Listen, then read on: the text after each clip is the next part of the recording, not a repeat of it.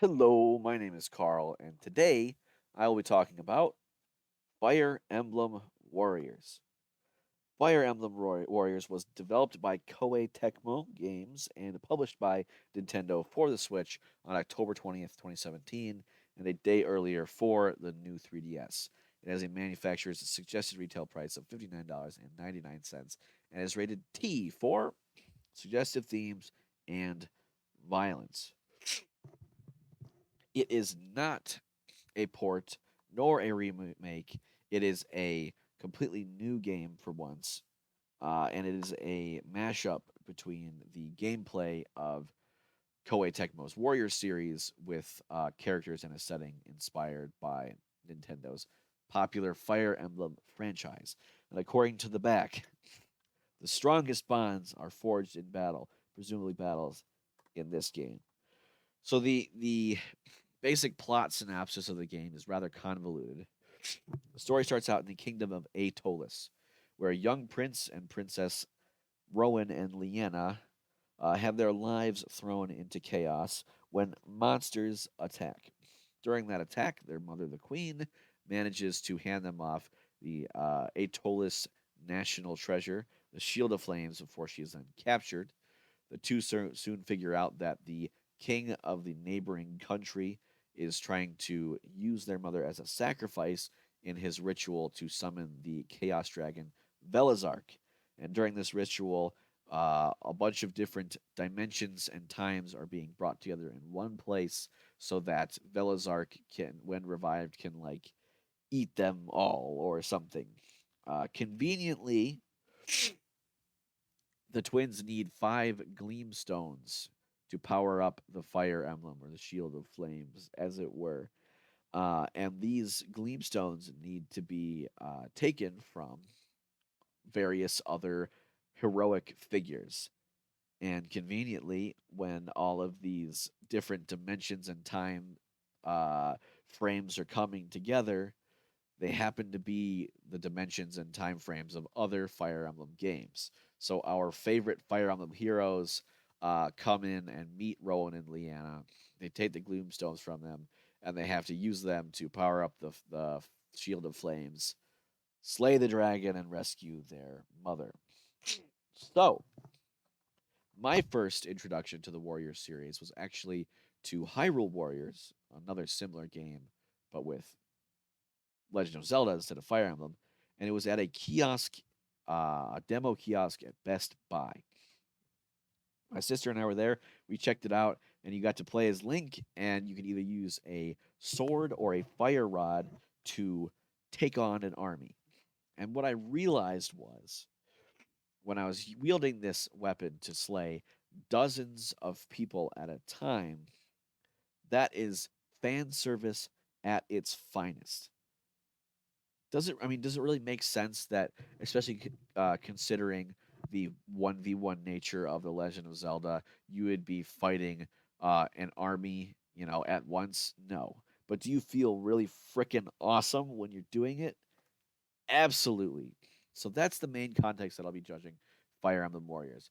Does it take my favorite characters from Fire Emblem, let me play as them, and let me do so in a way that pays homage to the series and feels really cool and fun?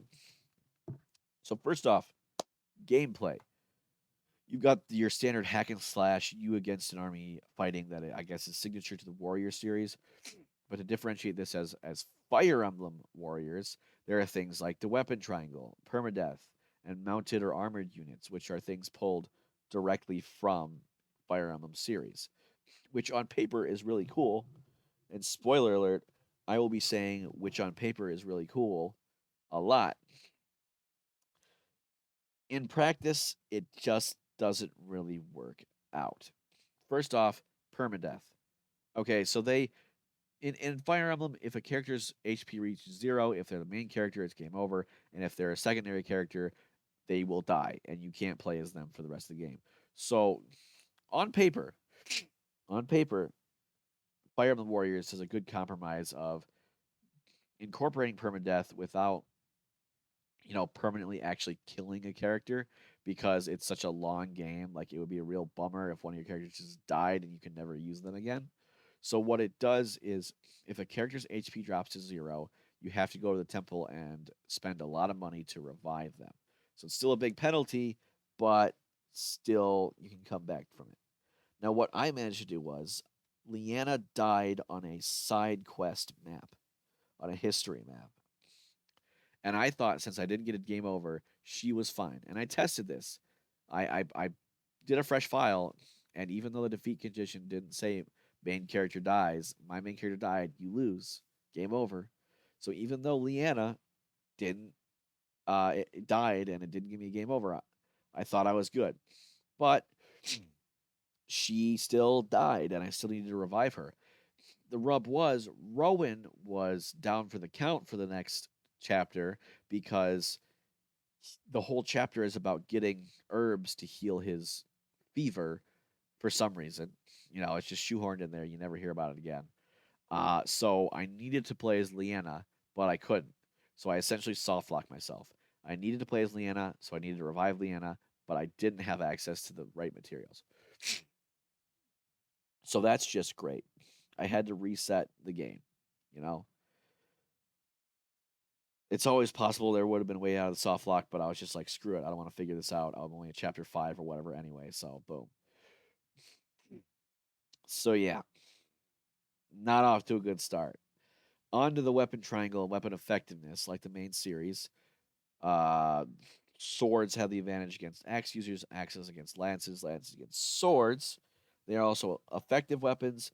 Armor slayers are effective against and deal bonus damage to heavily armored units, and like bows uh, deal bonus damage to Pegasus Knights.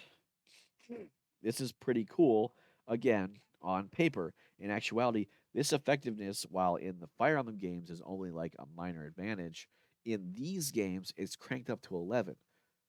So instead of just manipulating the strategy of things by trying to make it so that you place the right advantage people in the right places, it makes it so that you have a distinct advantage so that you can easily win against people who have a disadvantage against you, and trying to beat someone who has an advantage, a weapon advantage, is like banging your head against a brick wall. So instead of improving the tactical nature of things, it completely makes it so that you have to play only use the people who have the weapon advantage on, you know, people on bosses in general, any strong enemies.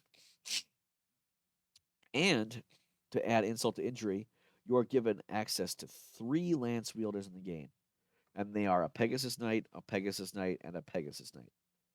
So when you run into the battle that has sword users right next to lance or next to bow users, you can't send your Pegasus Knight in there to beat the sword users because they'll get killed by the bows. So you need to just fight them at even playing field by sword person versus sword person, and that's really lame. And as a weird side note, you don't get any infantry units with heavy armor. Frederick's a great knight, but he's like mounted, and I think with armor. So like, I don't know why they didn't choose anyone, but that's neither here nor there. Anyway, outside of battle, you navigate menus and spend money and items to power up your warriors. This to me was kind of meh. It's not all that interesting. You go in there and you spend it because you know it'll technically make your characters better, but you don't really care. The one thing though that annoyed the heck out of me was that every time you buy something, a voice clip will, ask you to confirm and will play when you do it. And you'll buy like 10 things in a row. So you'll hear, "Are you sure? Masterful. Are you sure? Masterful." Like 10 times in a row, over and over and over. And it's the worst, okay?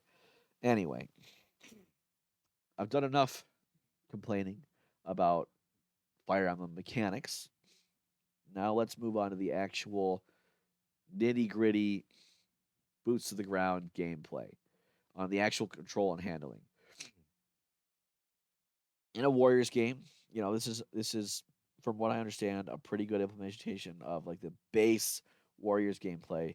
But in a Warriors game, I want to feel like I'm tearing through the enemy. It's me against an army. I'm getting 1,000 KOs by the time this is done. No one's standing up to me. Fast pace. I'm never out of the action for more than a few seconds. But one thing that irks me to no end is that whenever you're using a special move or a awakening finish or a weak point smash, it takes like 10 seconds for them to perform the move. And it's not even, it doesn't even look fancy. It's like your character swings their sword for 5 seconds. Their mugshot, their close up flashes across the screen, and then they actually do the final hit, which, you know, that takes like at least 10 seconds each time, which doesn't sound like a lot, but when like that's a main thing is like, your weak point smashing people, 10 seconds each time adds up to a lot. And it's just so repetitive. And it tells me it screams to me, "Hey, isn't this cool?" But I'm like, "No, it's not. It's just boring." The most distinct memory of this, I used a DLC character Azura. I bought the DLC straight off the bat because I'm a fool. DLC character Azura. She's a songstress, and she finds it necessary to sing a verse of her song every single time she uses a special attack. And I was using her for a timed battle where you try to get as many KOs before the time runs out. And the timer doesn't stop for that.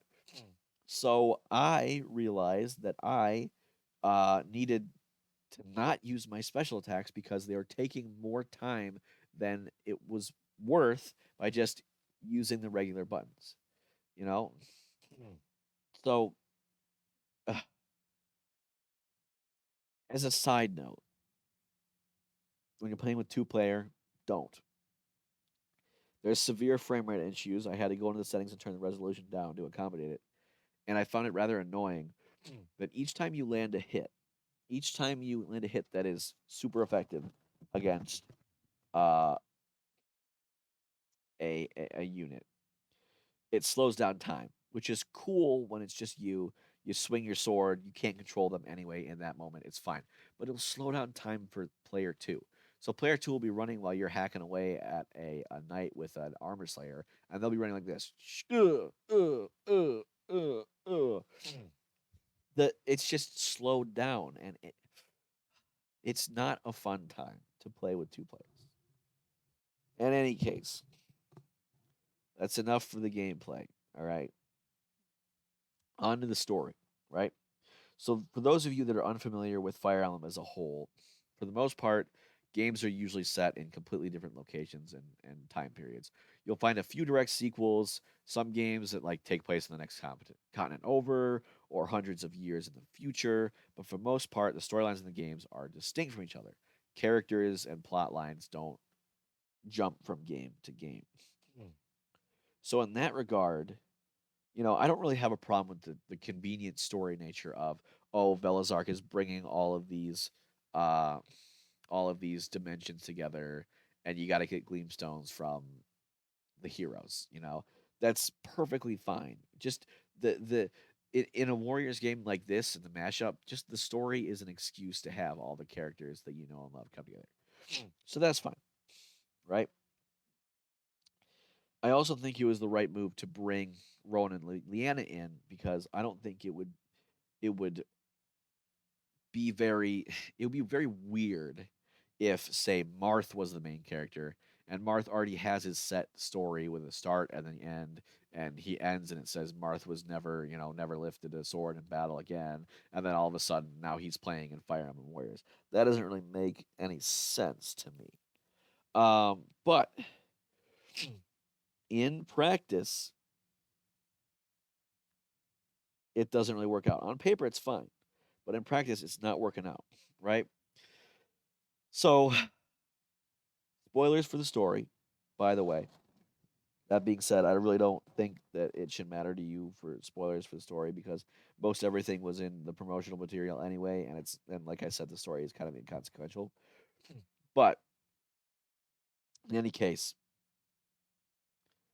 the story doesn't work in practice. I have many questions as to what went wrong with this story right here. First things first, the characters. You have the twin heirs to the throne, Rowan and Lyanna. Rowan's Rowan's character is he's brash and he wants to be a knight. That's it. You mention knight near him, he's like, "Oh my god, that's so cool." Pegasus knight, armored knight, great knight, whatever. He wants to be a knight. Lyanna is responsible and has to rein in Rowan whenever he talks about knights. Neither of them want to be a throne. And guess what? At the end of the game, they end up taking the throne. That's their whole character. That's the only thing you need to know about them. There is like no nuance, no nothing. They are cardboard cutouts of characters. There's also the only character I liked, their friend Darius. You never get to play as him. He has a weak character arc conclusion, a pretty cool character arc up to that point, and like overall, the story itself, it's weak. Just like Darius' character arc. There's one chapter where I mentioned this before. The only reason you are doing this chapter is because you need to find herbs for Rowan who's sick. That's the entire conflict. There's another chapter where you go to rescue somebody, but Hinoka thinks that you're attacking them, so you have to fight Hinoka. Like there's all sorts of fake conflict so that you have to fight against these heroes, and then you recruit them. When you go to get Crom, Frederick says, "I don't trust you. I want to fight you to see the strength of your resolve for some reason." So then you're fighting 300 of Frederick's men, but Crom and Lissa are on your side. Oh, and Owain shows up, presumably for the purpose of reminding you that he's in this game, but only behind a paywall, so that you can buy the DLC and play as him. And like talking about, I gotta calm down. I'm getting ranty. It's kind of going into like the characters themselves. In a Fire Emblem game, in a good Fire Emblem game, one thing I'm really drawn to is various character motivations and backgrounds that they have. War is a complicated thing, and people have different reasons for fighting in that war. And in Fire Emblem, they capture that perfectly, I think. Some do it, some you can recruit because they have a sense of duty. Maybe they're a knight whose king told them to.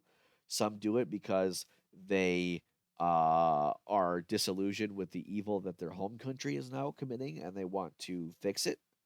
Some do it because you just pay them.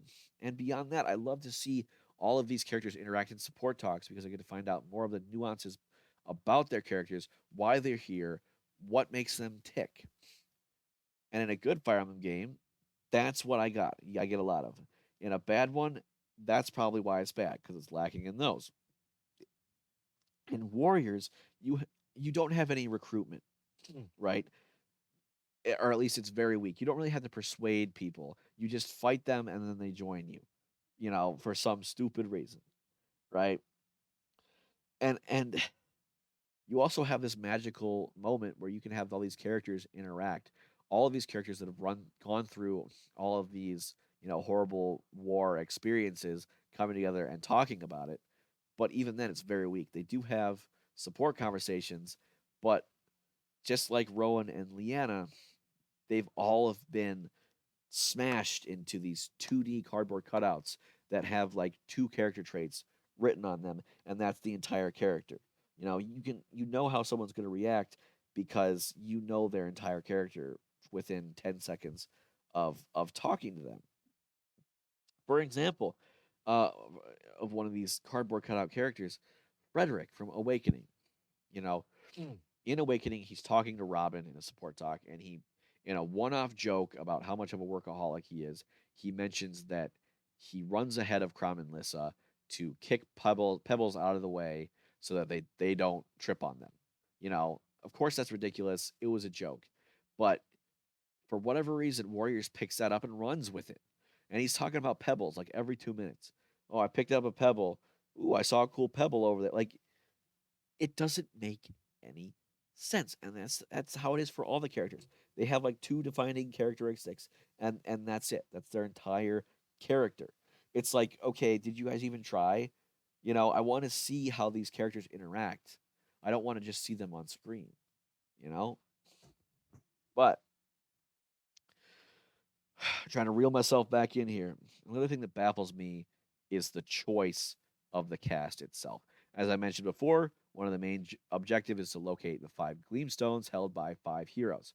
First, you find Krob, and you get Lissa, Frederick, Robin, Lucina, okay? And for whatever reason, Cordelia, not Sumia, who is Crom's default wife in the game.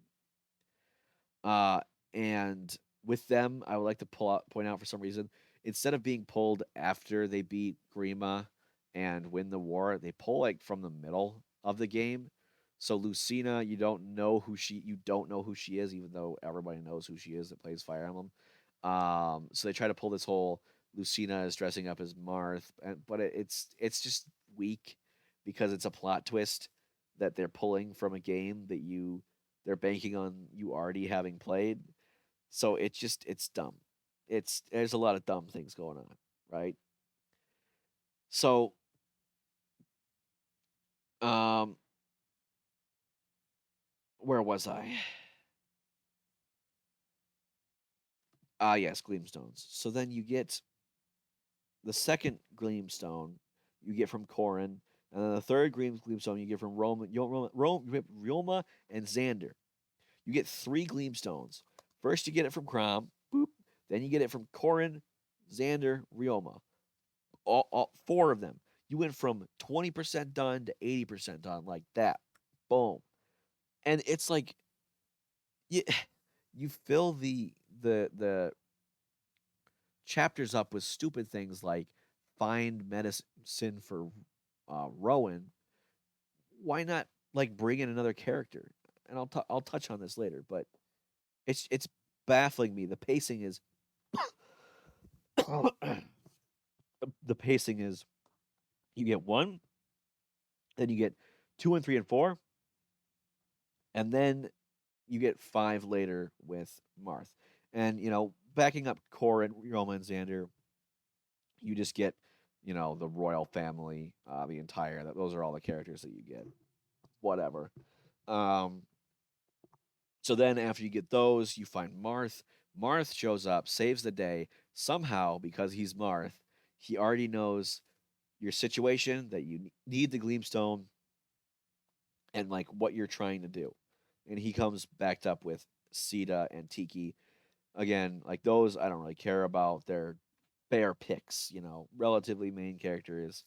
Uh cool, There's and then after I almost forgot. After the story, you get uh Lynn from Blazing Blade and Celica from Echo Shadow of Valencia, neither of which I might add are main characters of their own game, and they're just thrown in afterwards. No explanation. Boom. And then finally you get a Talesian Anna, whatever. Like I have so much to say about these choices and how they're done, and I haven't even gotten to the DLC characters yet. So the way I see it with Fire Emblem Warriors, given the mashup and the crossover nature of this game for the entire Fire Emblem series, it should be treated like a celebration of the series, like a Fire Emblem Hall of Fame. People should look back on this game and say, "Oh, these are all of the notable characters from Fire Emblem up until that point. You know, they got what they deserved, right? Their spot in the Hall of Fame. Everybody's place is where it should be. But you can it's not spread out evenly like that. You can tell it's banking on the games that came out most recently and therefore more likely to be recognizable and thereby more likely to sell more games. Marth started it all. He was in Fire Emblem 1 and 3. And sure, they were like, "Oh, he started it all. He's so cool. He knows what he's doing. He's got everything figured out before like you even talk to him." But it's like you didn't set that up anywhere. Like why would Marth know all of that stuff? Yeah, I get it's cuz he's the cool, first main character of a Fire Emblem game. But like why does he know this? They never mention it, you know? But you get nine characters from Fates who came out most recently, six from Awakening, and then three from Shadow Dragon. Like it's like doot doot doot. in terms of popularity. And I would argue, Marth is in two games, four if you count remakes. Crom and Corrin are only in one each, because Fates only counts as one. I'm sorry. Um, and the most obvious glaring flaw and missed opportunity in my eyes would be getting Gleamstones 4 and 5. Get two from Corrin, whatever. I don't really care. But don't get Xander and Ryoma. You get them like at once. No. Despite like the floundering with the story, like trying to fill it with conflict, why not, why blow two Gleamstones on, at the same time as another one?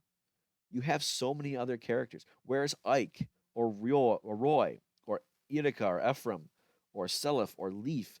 Is a not insignificant number of games that saw absolutely 0% representation in Warriors, and it baffles me to no end, especially given Ike's significance in the series with two games to his name and his overall popularity. He's nowhere to be found in this game. And as a side note, there are four NPCs, three villains, and Darius with full move sets, full realized move sets that are not playable in any capacity. Not after the story, not nothing. Like, but why? If you made these characters, why not make them available? Why not, you know, give give the player the time of day and just say, sure, you can play as Garnef. I know he's a villain, but who cares, right? And then Darius, like I mentioned, the only character that I really liked from this game, unplayable. Sorry, he's dead. Boom, he's gone. They they already have, and the way they kind of like split it down the middle of some of the characters have carbon copy move sets. They have different stats, but carbon copy move sets. So like if you're gonna do that, if you're gonna be lazy and not make original move sets for all your characters, just make a bunch of different characters. Like it wouldn't be hard to make a comparatively wouldn't be hard to make a new character model and just slap it on, maybe get some voice lines, maybe not. Put them in the game. Like yeah, it's so easy to do that. And I know I'm going into the why didn't they just do this, but the reason it irks me is because in Hyrule Warriors, as free DLC in the original Hyrule Warriors game, you could play as the three bad guys, like free DLC. After the game came out, after you beat the story, they had just said, "Here, you can play as these three characters now." You know, so I know they're willing to do it, but they didn't, right? But then there's the DLC characters themselves. Instead of um, fleshing out any of the other games, like those that like Lyn or Celica came from, they do three more characters from Fates, Awakening, and Shadow Dragon each. And if you're unfamiliar with the games, this will probably come as gibberish, but stick with me. I'll explain kind of what I think. From Shadow Dragon, you have Lind, wielder of aura magic, and who has very little influence on that story. I don't know why they picked her. Navarre, who is literally just some bandit. Don't know why they picked him. And Minerva, who is a princess of Macedon. And to their credit, I think a justifiable addition from Shadow Dragon. Awakening, you get Owain, who's Lissa's son. Why him specifically? Olivia, a dancer. I don't know. And Tharja, who is a random dark mage that also has no influence on the Awakening story at all. Not a very significant array of people there. And finally, from Fates, you get Azura, who is the second most important character in Fates behind Corrin, and a good pick for this game. But the other two are Niles, one of Leo's retainers, and Oboro, one of Takumi's retainers. Again, no idea why. Overall, they just didn't do the Fire Emblem series justice with their picks. Finally, I do have one more gripe with the story. One more thing to whine out about. There's something known as history maps. So after you beat the main story, you can go to history maps, and these maps play out battles that reflect ones from the original Fire Emblem games that they pulled characters from. Uh, and I like that they bring this like the background of the map where you can select battles is the exact same as the background map from the game. I really like that. And so that they put that background down, populates with enemies, you do battles by selecting each enemy and you work your way to the boss of the map. The problem is because while on paper this is cool, in practice they screw it up. While you're playing, because you're playing on maps from other games, they involve characters that are not in Warriors. So instead of doing something just like having an art like character cameo for a few lines, or maybe basing the maps around characters that they chose to include in the game, both, choose to include characters that they base maps around and vice versa, they just shoehorning existing Warriors characters to say other characters' lines. And it's extremely jarring. So instead of hearing a wise elder dragon console Tiki after snapping at her out of hypnosis, you hear Robin say it, fully voice acted, and it just does not feel right. I mean, they want to appeal to my nostalgia by doing this, but I just feel kind of disgusted because they're taking these very memorable scenes and switching out what makes them meaningful. What's meaningful is the relationship between Bantu and Tiki, and what's happening there as he, consoles her. He sees her as a daughter. And now you have Robin saying the same lines. The dynamic is busted. It feels wrong. It's not. It's just not. Okay. Overall, the reason why I enjoy characters in Fire Emblem is their deep, complex motivations and the relationships they form with their fellow soldiers. And that's the glue that holds a good Fire Emblem game together for me. And when it lacks that glue, it suffers terribly. Even the gameplay's fine. So I think Warriors thinks it's good enough to entice me by saying, look, it's this character that you love and also that character you love, and they're talking to each other, and they couldn't do that because they're from different games. And that might be good enough to draw some people in, but it sure as heck ain't good enough for me. All right, story aside, graphics, art style, this one should be a little bit simpler to talk about. So I've already mentioned my gripes with two-player mode and resolution and frame rate, blah blah blah. But for the most part, the game does look very nice. The actual design of characters is faithful to their games. There's nothing too ugly or poorly made. But, and I'm sure y'all are tired of hearing me saying this, I have some problems. So, not with what they did, but with what they didn't do. Fire Emblem, especially with the graphical advancements of the more recent games, has and shows off a lot of cool different weapons. So when I first got an Armor Slayer and it said in its name Armor Slayer and it looked exactly like a bronze sword, I was very frustrated. Aside from like the a few character specific weapons you get, uh you just get standard designs of a bronze, iron, steel, and silver weapon. Like that's it. You don't get any cool looking weapons other than ones that are specific to each character. Like you don't get a killing edge, you don't get a bowling axe, or you don't get anything like that. And I feel like that's a huge bummer. Again, when Hyrule Warriors came up with all these cool weapons to use there, here there's nothing. There's just nothing. All right. My final point to talk about is the music. Once again, I say this pretty much every time. I'm no music connoisseur. That being said, I did appreciate hearing some classic Fire Emblem tunes get remixed into electric guitar covers. As for the voice acting, though, they went a little bit overboard with it. The acting itself is fine, although they don't really have much to work with the story that they're given. But they do their job. However, they just shove voice acting clips everywhere. I already mentioned how they say something every time you buy an upgrade, but like they won't shut up. Like every time you open a menu, every time someone talks, every time you use a special, whatever, someone's gonna say something, and it's so repetitive, and you just want everybody to shut up. Sometimes you don't need to hear everything. It's too much. There is such thing as too much of a good thing. All right, so the end of this long review, going into the conclusion. Overall, as you can probably imagine, I was not impressed with Fire Emblem Warriors. So much so that I am going to give it a 4 out of 10. It's really iffy in my opinion. It's it's just coming off of Hyrule Warriors and seeing what they can do with paying homage to the series while letting me have a blast doing it and seeing what was done here. It seems like a total misstep. Like this game feels like they made a different fully fledged Warriors game and then just reskinned it to have Fire Emblem characters. It doesn't feel really Fire Emblem. It looks Fire Emblem ish, but it doesn't feel Fire Emblem. There are hardly any attempts to bring elements from Fire Emblem faithfully into the game. The characters feel stiff and inauthentic, and everything feels just so uninspired. Granted, I am making the argument that it's not good because it's not what I wanted it to be, right? So if you're someone that only wants to see Crom and Corrin in the same place, then by all means, if you can enjoy this game, more power to you.